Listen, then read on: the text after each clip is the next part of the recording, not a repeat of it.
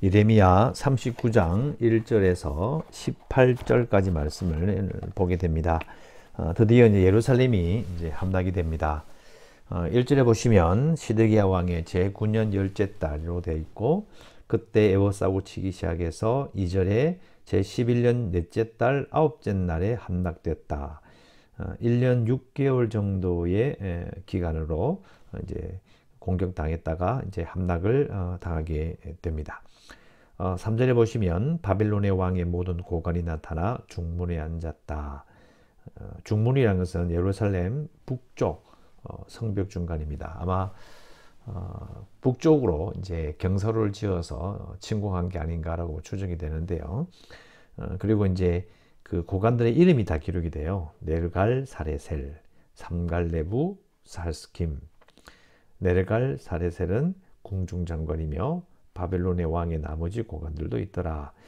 이미 1차, 2차 침공이 있었기 때문에 아마 예루살렘의 그 지형과 그리고 예루살렘에 있는 사람들의 유다인들을 대부분 다 알고 있었을 거예요. 그래서 3차 침공이 이제 있어서 완전히 예루살렘이 박살이 나게 됩니다. 그리고 사람이 살 수 없는 황무지가 되고요. 그래서 이 지역을 다스릴 때에 이제는 왕이 아니라 총독을 세울 때에 예루살렘에다가 총독이 있는 곳을 행정 중심지를 못 만들고 미스바로 옮겨가게 됩니다.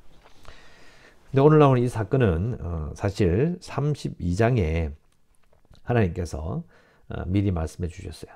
니네들이 이런 짓을 하기 때문에 결국은 다 불타고 다 포로로 잡혀가리라. 32장에 남유다가 하늘 만상에 분향하고 도벳에서 자녀를 불사르고 하여 예루살렘이 불탈 것이다 라고 말씀하셨어요. 하늘 만상, 그러니까 일월 성신에게 분향하고 도벳, 예루살렘에서 가까운 골짜기에서 자녀를 불살랐다. 진짜 기가 차는 거죠. 이런 짓을 하면서 어떻게 시온 불패, 그리고 성전이 건재할 것이라고 생각할 수 있는지, 성전에 하나님께서 함께 하실 것이라고 어떻게 생각할 수 있는지 도저히 설명이 되지 않습니다. 자녀를 불을 태우는 것은 아주 오래된 고대 근동의 관습인데요. 왕이 국가적인 그런 운명이 걸려 있을 때에 성벽 위에서 모든 사람이 보는 가운데, 적과 아군이 보는 가운데 자녀를 불사름으로 이렇게 내 자녀까지도 불사르니까 천지신명이여 우리를 구원하소서, 딱 이런 논리입니다. 그 짓을 그대로 한 거죠. 그러면서 또 올라가서 또 성전에서 예배를 드리는, 수단과 방법을 가리지 않고 살아남으려고 했던 남유다의 모습을 보게 됩니다. 측은하기도 하고, 하지만 하나님께서 계속 말씀하셨거든요. 그러면 안 된다라고 분명히 말씀하셨음에도 듣지 않았던 것도 정말 처절한 부분이 있습니다. 4절에 함락되고 나니까 유다의 시드기야 왕과 모든 군사가 그들을 보고 도망했다.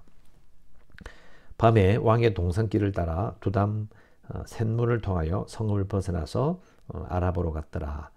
남동쪽에 있는 광야죠. 근데 5절에 보면 갈대아인의 군대가 그들을 따라 여리고 평원에서 시드기야에 미쳐서 그를 잡았다. 여리고 평원이라는 지명을 딱 읽으니까 느낌이 오죠. 800년 전에 그들의 조상들이 여리고 평원을 통해서 들어왔는데 여리고 평원으로 도망가는 거죠. 참 처절합니다. 정말 하나님의 약속을, 하나님의 이끄심을 받아서 들어왔던 가나안에 입성했던 이스라엘 백성들이 결국은 여리고 쪽으로 도망감으로 이제 마지막 왕이 되는 겁니다. 참 기가 막힌 일이 되는데요. 그래서 결국은 에스겔에 보면 성전 동문 쪽으로 하나님의 영광이 떠나가는 참으로 서글픈 일들도 연결이, 그 그림이 겹치게 됩니다. 그래서 이렇게 여리고 평원에서 다시 시드기야가 잡히게 되고 하마 땅에 있는 바빌론의 느부갓네살 왕 앞으로 끌려갑니다. 하마 땅은 이제 지금의 시리아, 그러니까 시리아의 다마스커스라고 볼 수 있는데요. 그러니까 지금의 현대의 레바논과 그렇게 멀지 않습니다. 북이스라엘이 아주 강성했을 때에 북쪽 끝 지점까지 또 다윗 왕 때 북쪽 끝 지점까지 영토가 확장되었을 때에 다마스커스까지 이 하맛 땅까지도 확장되었던 곳입니다.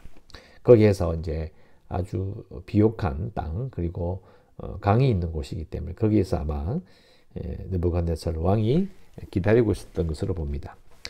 잡아서 갑니다. 6절에 보면 바벨론의 왕이 리블라에서 시드기야의 눈앞에서 그의 아들들을 죽였고 왕이 또 유다의 모든 귀족을 죽였으며 왕이 또 시드기야의 눈을 빼게 하고 바벨론으로 옮기려고 사슬로 결박하였다. 무심하게 읽을 수 있는데요. 왜 눈을 뺐는지를 한번 생각해 봅시다. 많은 학자들이 이야기를 합니다. 왜 하필 시드기야의 눈을 뺐을까? 벌써 1차, 2차, 3차 침공인데요. 이 바벨론이 세웠던 왕들이 정말 바벨론의 말을 듣지 않았던 거죠. 계속해서 반역을 하고 결국은 이제 이 땅을 황무지로 만드는 4차 침공까지 있게 되니까 특별한 의미를 가지고 눈을 뺀 게 아닌가라고 생각을 합니다. 영적으로 볼 때도 하나님의 말씀이 보여주는 대로 행동하지 않고 자신이 보는 대로 행동한 대가다라고 봅니다.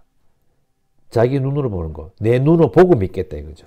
내 눈이 보이는 대로 믿겠다. 결국 지 생각대로 하는 겁니다. 그래서 눈을 뽑아버렸다라고 봅니다. 결국은 하나님께서 말씀하셔도 듣지 않고 자신의 생각대로 움직이는 것이 결국은 망하는 지름길이다라는 것을 다시 한번 확인합니다.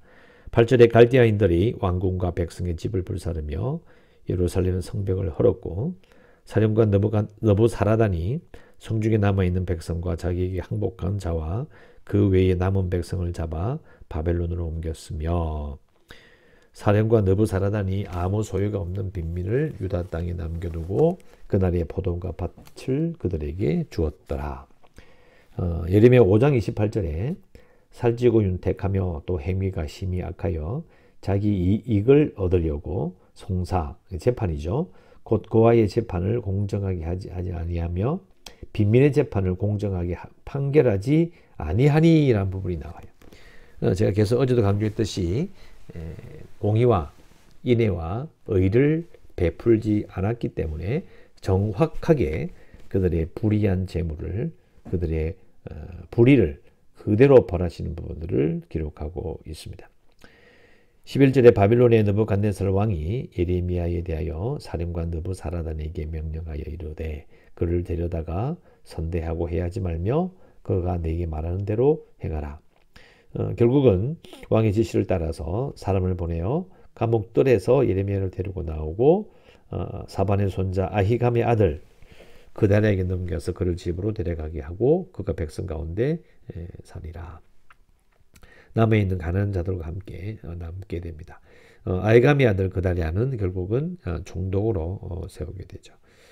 사실 제가 말씀드린 대로 마지막에 시드기야 왕 때는 이미 공중에 그리고 그 예루살렘 성 안에 친바벨론파와 친이집트파로 나뉘어 있었고 그래서 친바벨론파를 통해서 얼마든지 첩보를 듣고 있었던 걸 봅니다. 그래서 이 예레미야가 바벨론에게 항복해라는 그런 말을 했다는 것을 다 알고 있었고 또 바벨론 입장에서는 이미 정복한 땅이고 그러니까 전쟁을 하지 않고 평화를 유지하는 가운데 조공을 받거나 하는 것이 훨씬 편하지 굳이 와서 전쟁을 하고 봉쇄하고 이런 건 참 어려운 일, 귀찮은 일이거든요. 그래서 이제 예레미야의 공을 예레미야가 말했던 것을 인정해주고 대접을 해준 것으로 봅니다. 적의 손을 통하여 예레미야가 대접을 받고 건져짐을 받습니다. 15절에 예레미야가 감옥들에 갇혔을 때의 여호와의 말씀이 그에게 임하니라. 전쟁이 이제 함락되기 전이겠죠. 그때에 하나님께서 말씀하십니다. 너는 가서 구스인 에벤멜렉에게 말하기를 만군의 여호와 이스라엘의 하나님의 말씀에 내가 이성의 재난을 내리고 복을 내리지 아니하리라. 이미 앞에 말씀하셨거든요. 구덩이에 갇혀있던 예레미야를 건져내고 이러면 안 된다. 뭘 줘야 됩니다. 라고 말하는 사람이 에벤멜렉인데 하나님께서 그것을 보시고 구원해 주시겠다. 18절 내가 반드시 너를 구원할 것인즉 네가 칼에 죽지 아니하고 내가 노량물같이 내 목숨을 얻을 것이니. 자, 노량물같이 목숨을 얻는다. 다른 번역에는 상으로. 사실 뭐 패배한 나라에 내시 같았으면 사실 죽는 게 맞고 잡혀가는 게 맞는데 정말 상으로 받는 것처럼 이렇게 구원을 받는, 건져짐을 받는 그런 하나님의 역사를 체험할 것이라고 약속하셨고, 이유가 뭐냐? 네가 나를 믿었다라고 말씀하셔요. 이게 되게 이상한 이야기입니다. 왜냐하면 이 사람은 유대인이 아니에요. 유다인이 아닙니다. 그리고 1, 2차 침공을 통해서 고관들이 잡혀가고 내시도 잡혀가고, 그래서 결국은 내시가 필요해서 그런 이 사람을 수입한 거거든요. 북아프리카 사람을 수입해서 이제 내시로 쓰고 있는 건데, 이 사람이 어떻게 하나님을 알았겠습니까? 그리고 하나님을 믿는 나라에 들어와서 내시를 하면서 이제 하나님에 대해서 들었다라고 추정할 수 있는데, 하나님의 백성은 하나님을 안 믿고 이방인이 하나님을 믿어요. 누가 하나님을 잘 알겠습니까? 유대인이 잘 알겠어요? 에벤멜렉이? 아프리카 내시가 잘 알겠습니까? 기가 막힌 상황이 되는 겁니다. 그래서 하나님을 잘 모르는 이가 구원받는, 그러니까 하나님을 믿는 자가 구원받는 것이지 하나님의 백성이 구원받는 건 아닙니다. 사실은 정확히 말은 그렇습니다. 하나님의 자녀가 구원받는다가 아니라, 자녀가 영광이지만 결국 시간 지나면요 믿는 자가 구원받는 겁니다. 하나님의 자녀라고 교만하여서 하나님을 떠나고 하나님의 말씀을 듣지 않는 거라. 그보다는 오히려 안 믿다가 믿는 이런 개념이 아니고요. 하나님의 자녀라고 해서 자동적으로 철밥통이 되는 것이 아니라, 하나님은 어떤 기준을 보시느냐? 하나님을 믿는 자예요. 더 나아가서 약속대로 사는 자를 구원하시는 겁니다. 그래서 우리는 하나님의 자녀로 불륜받았다, 우리끼리 자화자찬하고 칭찬한다고 구원받는 거 아닙니다. 그래서 우리가 에벤멜렉의 존재를, 하나님의 약속을 우리 깊이 기억해야 합니다. 자, 기도할 수 있는 것은요, 결국은 시드기야의 길이 아니라 예레미야의 길을 걷기를 원합니다라고, 걷기 원하는 게 아니죠. 예레미야의 길을 걷겠습니다라고 기도해야 합니다. 예레미야의 길을 걷겠습니다라고 기도하시고, 계속해서 교회가 구원의 방주가 될 수 있도록, 또 재개발을 위해서도 코로나19 극복을 위해서 연약한 성도들과 선교지에서 꼭 기도해 주시고, 선교지도 이제 연락 왔습니다. 연락이 와서 이제 우물도 파서 우물도 좋은 물로 얻었고, 또 전기공사도 얻었고 물 저장고도 설치한다고 연락을 받았습니다. 일이 잘 진행되고 있고요. 이 나라를 위해서도 기도해 주시고, 연휴의 시작입니다. 오늘도 하나님의 은혜 가운데 살아가시기를 주의 이름으로 축원합니다.